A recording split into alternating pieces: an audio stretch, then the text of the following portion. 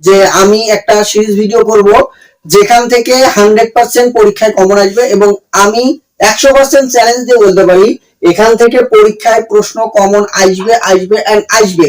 আসসালামু আলাইকুম প্রিয় এসএসসি পরীক্ষার্থী ভাই ও আপুরা, আমি তোমাদের জন্য প্রতিনিয়তই যে ওয়াদা রেখেছিলাম যে আমি একটা সিরিজ ভিডিও করব যেখান থেকে 100% পরীক্ষায় কমন আসবে এবং আমি 100% চ্যালেঞ্জ দিয়ে বলতে পারি এখান থেকে পরীক্ষায় প্রশ্ন কমন আসবে আসবে এন্ড আসবে। তো এই অঙ্কগুলা আমরা খুবই গুরুত্ব সহকারে করার চেষ্টা করব। আমি হয়তোবা এখানে কয়েক টাইপ আকারে দিচ্ছি, প্রত্যেকটা টাইপের হয়তোবা আমি একটা দুটো করে অঙ্ক করে দেব, কিন্তু তোমাদের যদি এর পরবর্তী অঙ্কগুলা করতে কোনো ধরনের সমস্যা হয় তাহলে অবশ্যই আমাকে কমেন্ট করে জানাও, আমি চেষ্টা করব সেটারও অ্যান্সার পরিপূর্ণভাবে দেওয়ার। তো দেখো এই রিলেটেড অঙ্কগুলা কিন্তু খুবই আমাদের এসএসসি পরীক্ষার জন্য গুরুত্বপূর্ণ। কেন? প্রথম অঙ্কটা দেখো, এখানে দেওয়া আছে ঢাকা বোর্ড 2022 সালে এসেছিল এই প্রশ্নটা এবং যশোর বোর্ড 2019 সালে এসেছিল। পরের যে প্রশ্নটা দেওয়া আছে একই ধরনেরই প্রশ্ন, সেটা বরিশাল বোর্ড 2025 সালে এসেছিল। এরপরে যে প্রশ্নটা সেটা যশোর বোর্ড 2020 সালে এসেছিল। তাহলে আমরা এখান থেকে বুঝতে পারতেছি যে এই অঙ্কটা অনেক অনেক অনেক গুরুত্বপূর্ণ এবার 2026 কিংবা 2027 যারা পরীক্ষা দেবে তাদের জন্য। তো আমি প্রথম অঙ্কটাই করে দেওয়ার চেষ্টা করব।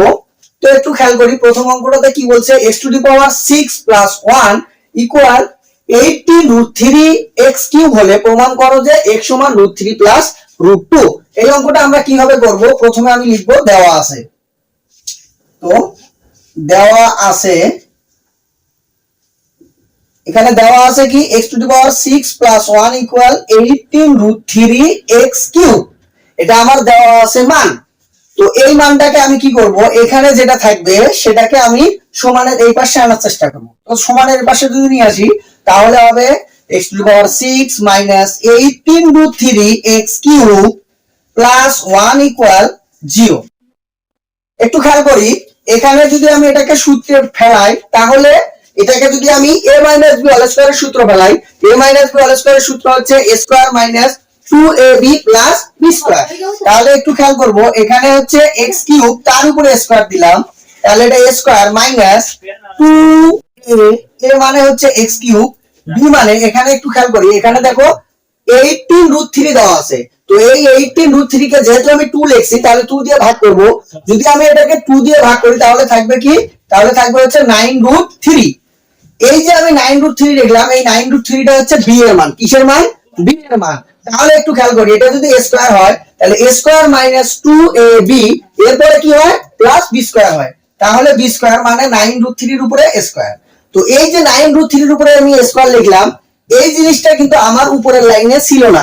যেহেতু এটা উপরের লাইনে ছিল না তাহলে আমি কি করব, এই জিনিসটাকে সেম এটাকে আমি বাদ দেব।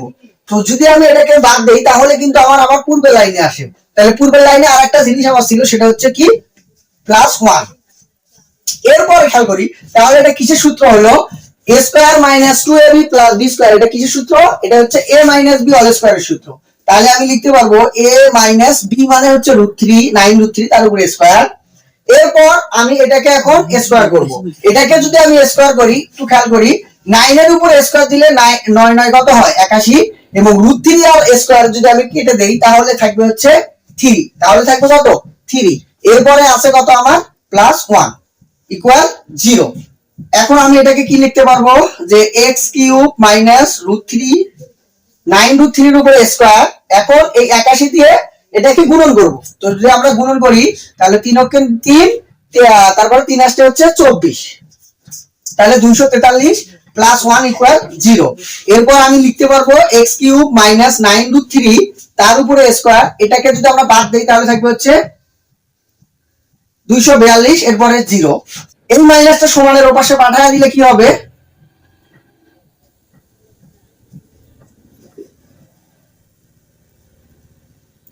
মাইনাসটা সমানের ওপাশে পাঠিয়ে দিয়ে হবে 242 প্লাস হয়ে গেল, কারণ মাইনাস সমানের ওপাশে গেলে চিহ্নের কি হয় পরিবর্তন হয়ে যায়।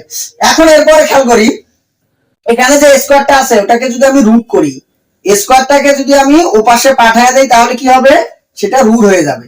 তাহলে √242, এই 242 কে আমি ক্যালকুলেটরে রুট করলে কিন্তু আমার হবে না। এটাকে তাহলে কি করতে হবে, এটাকে ভাঙাইতে হবে। তো আমি 242 কে ভাঙাবো, দেখি 242 কে কিভাবে ভাঙানো যায়, 2 দিয়ে ভাগ করা যায়। 242 কে যদি আমি 2 দিয়ে ভাগ দেই তাহলে হবে হচ্ছে 121। 121 কে শুধুমাত্র 11 দিয়ে ভাগ করা যায়, আর কোনো সংখ্যা দিয়ে ভাগ করা যায় না। তাহলে আমি খেয়াল করব এখানে আমার জোড়া সংখ্যা কয়টা আছে, যে কয়টা জোড়া সংখ্যা থাকবে সেই কয়েকটা জোড়া সংখ্যাকে আমি এক জায়গায় নেব। তাহলে জোড়া সংখ্যা আছে এখানে 11 একটা, তাহলে 11টা হচ্ছে জোড় সংখ্যা। এই জোড় সংখ্যা একটা এবং বিজোড় সংখ্যাগুলো যেগুলো থাকবে তার উপরে আমি রুট দেব। তাহলে বিজোড় সংখ্যা আছে হচ্ছে 2, তার উপরে রুট দেব। তাহলে কি হলো আমার কাজটা, সেটা হচ্ছে x³ 9√3, এটাকে আমি লিখতে পারবো 11√2। এখন আমার এই যে এখানে যেটা আছে সেটা এখন সমানের ওপাশে আমি পাঠিয়ে দেব। যেহেতু আমাকে এখানে প্রথমে √3 এর কথা বলছে, আমি এই মাইনাসটাকে আগে লিখলাম, এরপরে হচ্ছে 11√2 লিখলাম। আচ্ছা, এখন সবচেয়ে আমাদের যেটা গুরুত্বপূর্ণ কাজ সেটা হবে এখন কি করব, সেটা হচ্ছে আমাকে প্রমাণের দিকে সবসময় খেয়াল রাখতে হবে। এখন আমি দেখতেছি আমার এখানে প্রমাণে আছে √3 এবং √2, আমাকে যেভাবে হোক এইটার মান আনতে হবে। তো √3 √2 আনতে গেলে আমি √3 এর উপরে কিউব দেবো। কেন কিউব দেবো? কারণ আমার এখানে কিউব আছে, যার কারণে আমি কিউব দেবো। √3 এর উপরে যদি আমি কখনো কিউব দেই তাহলে আমার যে মানটা আসবে সেটা হচ্ছে 3√3, এবং √2 এর উপরে যদি আমি কখনো কিউব দেই তাহলে সেই মানটা আসবে আমার 2√2। এখন আমি এই সংখ্যাগুলোকে সুন্দরভাবে ভাঙাবো, ভাঙালেই কিন্তু আমার অঙ্কটা শেষ। কিভাবে? এখন যদি আমি এটাকে সুন্দরভাবে ভাঙাই তাহলে কি আসবে, এখানে 9√3 আছে, আমি কি বলছি আমাকে 3√3 নিতে হবে। তো 3√3 যদি নেই, আমার এখানে ছিল 9টা √3, আমি লিখলাম এখানে 3টা, আরো আমার বাকি আছে কয়টা, অবশ্যই 6টা, সেই জন্য 6√3 লিখবো। এরপর আমি 2√2 কে ভাঙায় কি পাইছি 2√2, তাহলে 2√2 লিখলাম। আমার আসিল হচ্ছে 11টা, আমি লিখছি 2টা, তাহলে আরো বাকি আছে কয়টা, 9টা রুট, সেটা লিখলাম। এরপর আমার যে কাজটা করতে হবে সেটাকে এটাকে সুন্দরভাবে সাজিয়ে লিখতে হবে। যদি আমি সাজিয়ে লিখি তাহলে কি আসবে, x³ a³ মানে আমি যদি সূত্র অনুযায়ী লিখতে যাই তাহলে এটা আসবে 3√3, এরপরে আসবে হচ্ছে 9√2, এরপরে লিখবো হচ্ছে 6√3, এরপরে লিখবো হচ্ছে লাস্টে 2√2। এখন আমি এটাকে যদি সূত্রে ফেলাই তাহলে আমার কাজ শেষ। কিভাবে? এই যে প্রথমে যেটা আছে 3√3, আমি জানি 3√3 কিসের মান পাইছি, √3 এর উপরে কিউব, তাহলে আমি এখানে লিখতে পারবো √3 এর উপরে কিউব, আর লাস্টে যে সংখ্যাটা সেটাকে লিখতে পারবো √2 এর উপরে কিউব।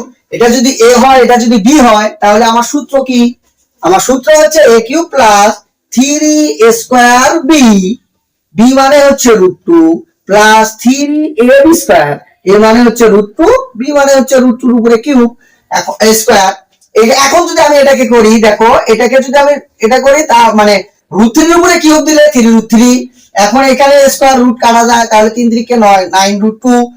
এখন তারপরে এখানেও দেখো এটা যদি কেটে দেই তাহলে এখানে 2 থাকে, এখানে 3, তাহলে 3 2 6 আর √3 তো আছে, আর এটা অর্থাৎ আমার উপরের লাইন এবং নিচের লাইন একই হয়। কেন? কারণ আমার এটা ডিরেক্টলি সূত্রে পড়ে গেছে। তাহলে এটা কিসের সূত্র বললো? অবশ্যই এটা সূত্র হচ্ছে a³ plus 3a²b plus 3ab² plus b³ এটা কি সূত্র? এটা হচ্ছে a প্লাস b অল কিউবের। তো a plus b all cube লিখলাম, এখানকার কিউব এখানকার কিউব কেটে দিলাম, তাহলেই কিন্তু আমাদের অ্যানসার শেষ, √2 প্লাস √3 প্লাস √2। তাহলে এটা আমার কি হলো, প্রমাণিত।